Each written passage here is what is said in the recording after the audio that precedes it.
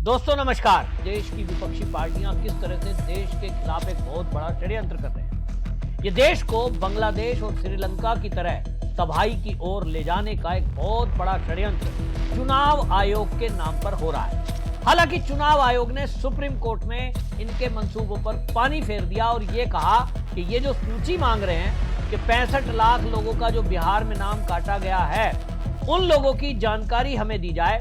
तो चुनाव आयोग ने कानून का हवाला देते हुए ये बता दिया सुप्रीम कोर्ट को कि जो 1960 मतदाताओं के पंजीकरण अधिनियम की धारा 11 और 12 के अनुसार कानून में लिखा है कि चुनाव आयोग जिन लोगों का नाम सूची से काटेगा उसको सार्वजनिक करने के लिए वो बाध्य नहीं है। तो फिर ये जो विपक्षी पार्टी एनजीओ के जरिए सुप्रीम कोर्ट पहुंचे हैं और झूठ और बरगलाने की कोर्ट को कोशिश कर रहे हैं, इस पर सुप्रीम कोर्ट ने यह तक कह दिया कि ये जो एनजीओ के नाम पर प्रशांत भूषण, यहां प्रशांत भूषण नाम तो मैं ले रहा हूं, वहां जो संगठन गया था वो एनजीओ जो गया था वो प्रशांत भूषण उसके वकील हैं, association for democratic reforms ADR.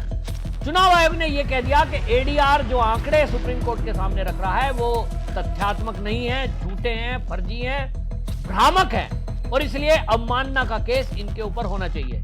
यानी याचिकाकर्ता जिस तरह से सुप्रीम कोर्ट में झूठी दलीलें दे रहे हैं, कोर्ट को बरगलाने की कोशिश कर रहे हैं, इस पर अब चुनाव आयोग सख्त हो गया है और चुनाव आयोग ने कहा कि अवमानना का केस इन लोगों के ऊपर होना चाहिए जो ये कह रहे हैं कि साहब कुछ लोग तो जिंदे हैं, उनके नाम काट दिए गए हैं। अब चुनाव आयोग ये कह रहा है, आप कह रहे हो साहब सूची सार्वजनिक कर दीजिए, जिन लोगों के नाम काटे उनकी सूची चुनाव आयोग उनको उपलब्ध कराए। चुनाव आयोग ने कहा ऐसा कोई कानून नहीं। हमने जो नाम काटे हैं वो बिहार के अंदर 65 लाख हैं। वो जो काटने के बाद सूची है, सभी राजनीतिक दलों को वो सूची प्रोवाइड करा दी गई है। तो प्रशांत भूषण जी, मैं आपसे कहना चाहता हूं, आप बहुत बड़े वकील हैं, आप कह रहे हो जिनके नाम काटे उनकी जानकारी हमें चाहिए, चुनाव आयोग से वो जानकारी आप चाहते हो। भाई जो 2002 की सूची है, उसके बाद 2025 की सूची है, 2024 के लोकसभा चुनाव जब हुए तब सूची है। 2024 के लोकसभा चुनाव में बिहार की जो सूची है वोटर लिस्ट की, हर राजनीतिक दल के पास है, चुनाव आयोग की वेबसाइट पे है और जब राजनीतिक दलों के पास है तो आपके पास भी होगी। उस सूची को और जो अभी अगस्त महीने में चुनाव आयोग ने घोषित किया है 65 लाख नाम काटने के बाद, आपके पास आ गई। अब आप मेहनत करो और उसमें से निकाल लो कि 2024 के लोकसभा चुनाव में किनका नाम था और अब 2025 में किनका नाम नहीं है, तो आपके पास डाटा आ जाएगा।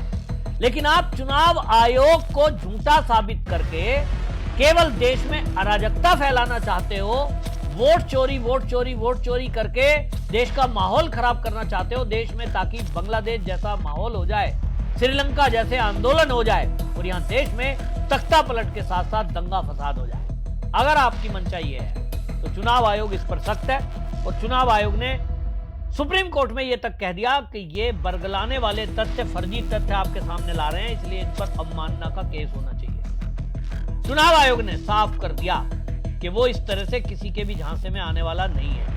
और इस मामले में आपको यह भी बता दूं कि अब उसने जो कहा है, उसने कहा कि जो ड्राफ्ट सूची है उस पे ये आपको बरगलाया जा रहा है मिलोड, नामांकन पत्र का ये जो है किसी ने भी अभी तक, आज 10 दिन बीतने के बाद जो ऑब्जेक्शन मांगे गए थे कि जिन लोगों के नाम कट गए, अगर वो जिंदा हैं, किसी कारण से किसी के नाम रह गए, तो जितनी राजनीतिक पार्टियां हैं जो सवाल उठा रही हैं वो हमारे पास लाएं, फॉर्म 6 दें हमें। एक भी फॉर्म 6 नहीं आया है। इसका मतलब केवल आपका मकसद हल्ला करना है।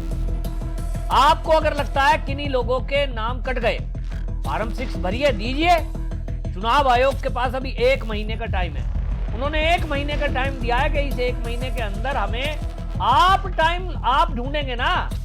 भाई चुनाव आयोग ने एक लिस्ट जारी कर दी और चुनाव आयोग कह रहा है कि लिस्ट जारी करके 1 अगस्त 2025 से लेके और 1 सितंबर 2025 तक आप हमारे पास फॉर्म 6 भर के लोगों के नाम लाइए, हम ऐड कर देंगे। तो इसमें चोरी कहां है? लेकिन विपक्षी पार्टी चुनाव आयोग को बदनाम करके और एक आंदोलन खड़ा करना चाहती है। उसके लिए पूरी विपक्षी पार्टी ने एक टूल किट तैयार की। ये टूल किट पहली बार नहीं है। सुप्रीम कोर्ट ने इसको देखते हुए ये बता दिया कि भाई हम जो सूची में ये मांग कर रहे हैं, हम तो मांग कर रहे हैं इनसे, लेकिन आपको मैं बता दूं कि जिस तरह से विपक्षी पार्टियां ये नाम के ऊपर जिस तरह से बौखलाहट अब आई है, इनको लग गया कि भाई इनकी साजिश क्या है। साजिश ये है कि चुनाव आयोग अगर कोई इनको डेटा प्रोवाइड करा देगा तो इनकी मंशा ये है कि ये उस डेटा को लेकर लोगों को ढूंढेंगे और वो 65 लाख लोगों में 10-20 हजार तो ऐसे मिल ही जाएंगे जिनको पैसे दे करके ये कहेंगे साहब हमारा नाम तो फर्जी कट गया। जिनके नाम कटे हैं वो बिहार को छोड़कर कहीं और ट्रांसफर हो गए और ये उनको खोज लेंगे और फिर उनको पैसे देके कहेंगे साहब मैं तो बिहार में ही था, मैं तो अपने घर पे ही था, मेरा नाम काट दिया गया। ये ऐसा कर सकते हैं, ऐसा मेरे पास इंफॉर्मेशन है कि जो लोग बिहार में 2024 के लोकसभा चुनाव के समय वोटर लिस्ट में थे और वो आज नहीं है, ट्रांसफर हो गए, नौकरी के लिए बाहर चले गए, ये उनसे कांटेक्ट कर रहे हैं और उस तैयारी में आरजेडी लगी हुई है। आरजेडी के कार्यकर्ता गांव-गांव जाकर अपने कार्यकर्ताओं का पता लगा रहे हैं जो उनके कार्यकर्ता बिहार से दूसरी जगह ट्रांसफर हो गए।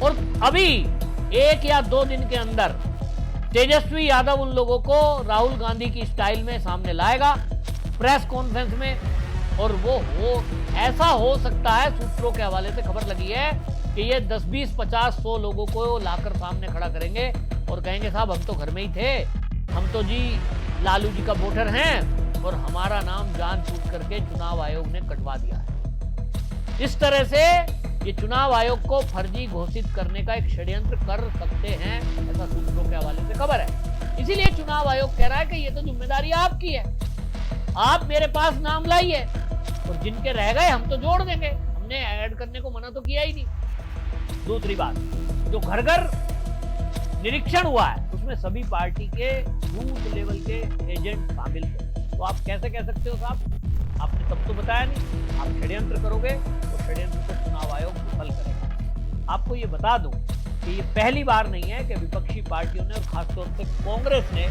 टूल किट तैयार की। 2014 के बाद से राहुल गांधी को ये लगता है कि वो देश का प्रधानमंत्री अब मोदी को हरा के तो बन नहीं सकता, इसलिए क्या करो, षड्यंत्र करो। टूल किट बनाई जाती है, हर बार एक पैटर्न है और उस पैटर्न को आप देखेंगे थोड़े थोड़े दिन में राहुल गांधी विदेश से शायद ट्रेनिंग लेके आते हैं। मोदी सरकार आने से भारत के अंदर जो मुसलमान रह रहे हैं वो असुरक्षित हैं। विपक्षी पार्टियां उन वीडियो को बनाती थी और फिर उसको सोशल मीडिया पे प्रसारित किया जाता था। बॉलीवुड के लोग, कलाकार, साहित्यकार, गायककार, यहां तक कि विदेशों के लोग, विदेशी अखबार उसको हाईलाइट करते थे। इनटॉलरेंस ये शब्द पहली बार दुनिया ने सुना होगा, भारत ने तो पहली बार सुना। वो टूल किट बनाई गई, मोदी को बदनाम किया गया, नुकसान तो निश्चित होता ही है। उसके बाद आप याद करिए इसी तरह की टूल किट सीएए के टाइम पे बनाई गई, फिर एक झूठ बोला गया और बोला गया कि देश के मुसलमानों को मोदी जी बाहर निकालने का एक षड्यंत्र कर रहे हैं, सीएए उसी कानून का नाम, क्योंकि आप अब जानते हैं कि उससे एक भी मुसलमान की नागरिकता नहीं गई। फिर एक टूल किट और बनाई, एक और झूठ बोला गया कि देश में मोदी जी जो 3 कृषि बिल लाए हैं ये तो अडानी अंबानी को किसानों की जमीन देने का कानून है, आपको मोदी जी बर्बाद कर देंगे और आपकी जमीन अडानी अंबानी को दे देंगे। क्या ऐसा है? उत्तर है नहीं, लेकिन ये झूठ फैलाया गया। पूरी टूल किट, पूरा इकोसिस्टम एक्टिव हुआ, देश विदेश में धरने, प्रदर्शन, प्रचार हुआ, मोदी को बदनाम किया गया। इसके बाद एक और झूठ बोला गया, राफेल में घोटाला हुआ है, हम तो राफेल 1600 करोड़ का ला रहे थे, मोदी जी 20 करोड़ का ला रहे हैं, 20,000 करोड़ का, 25,000 करोड़ का, कुछ भी बोल दो, एक आंकड़ा देना है लोगों को समझाने में। जब तक आप अपना टाइम गुजारोगे तब तक वो बात फैल चुकी होती है, तो कुछ भी बता दो। भारतीय जनता पार्टी का आईटी सेल वैसे भी वीक है, उसको काउंटर करने में टाइम लगेगा। इनकी तैयारी 6 महीने से चल रही होती है, अचानक से एक प्रेस कॉन्फ्रेंस करके कुछ खुलासा कर देंगे। अब ये इंदिरा गांधी तो मोदी जी है नहीं कि विपक्षी पार्टी के फोन टैप हो रहे हो, इनके पीछे जासूस छोड़ दें और इनकी हर हरकत का पता हो। अगला फिर राफेल के बाद पेगासस आ गया, आपको याद होगा, हमारा फोन में पेगासस सॉफ्टवेयर है, मोदी जी हमारी जासूसी करा रहे हैं। राहुल गांधी से सुप्रीम कोर्ट ने कहा आप अपना फोन जमा कराइए, हम एक्सपर्ट से उसकी जांच कराएंगे। वो नहीं कराना। राहुल गांधी को ना कोई एफिडेविट देना, राहुल गांधी को ना सुप्रीम कोर्ट में कोई केस करना, केवल पब्लिक में हल्ला करना है और एक झूठ बोलना है, झूठ फैलाना है, अराजकता फैलानी है। राफेल पे झूठ बोला गया, पेगासस पे झूठ बोला गया, फिर कहा गया ईवीएम हैक करके मोदी जीते हैं, ईवीएम पे खूब हल्ला किया गया। जब सुप्रीम कोर्ट ने कहा ईवीएम हैक करके दिखाओ, आम आदमी पार्टी का सौरभ भारद्वाज मंत्री बन गया, वो ईवीएम लेके आ रहा था, मैं देखिए हैक करके दिखाता हूं। और जब सुप्रीम कोर्ट ने बुलाया कोई नहीं आया, क्योंकि सुप्रीम कोर्ट कहता है हलफनामा देना पड़ेगा, ये साहब नहीं देंगे। फिर हिंडनबर्ग की बात आ गई कि हिंडनबर्ग की एक रिपोर्ट आती है, अडानी अडानी चिल्लाया जाता और कहते हैं एसबीआई बैंक बर्बाद हो जाएंगे, लाइफ इंश्योरेंस एलआईसी को मोदी ने बर्बाद कर दिया, सारा पैसा सरकारी बैंकों का मोदी ने अडानी के पैसे लगा दिए, आपका पैसा डूब रहा है। याद करिए, ये इसी तरह का टूल किट एक्टिव था और झूठ बोला गया। फिर एक बार अराजकता फैलाने की बात की गई, इसके बाद चीन पर झूठ बोला गया, मणिपुर पर झूठ बोला गया, हाल ही में ऑपरेशन सिंदूर पर झूठ बोला गया, फिर सीज फायर मोदी ने ट्रंप के कहने पे किया, यह भी झूठ फैलाया गया। इनका अब कुछ नहीं चला तो ये अब चुनाव आयोग को वोट चोरी करने वाला व्यक्ति बता रहे हैं, यानी संस्था वोट चोरी हो गई। राहुल गांधी ने यानी कांग्रेस ने इसके लिए पूरा एक ऐप डेवलप कराया है और 6 महीने से ये ऐसे उसमें तलाश करने की कोशिश कर रहे हैं ताकि देश के अंदर अराजकता पैदा की जा सके। तो राष्ट्रवादी लोगों की क्या जिम्मेदारी है, जो देश को प्यार करते हैं, इस भारत को अपना मानते हैं, उनकी जिम्मेदारी है कि इस तरह से षड्यंत्र करने वालों को एक्सपोज करें। वीडियो को अधिक से अधिक शेयर करें, अपनी राय जरूर रखें। वंदे मातरम।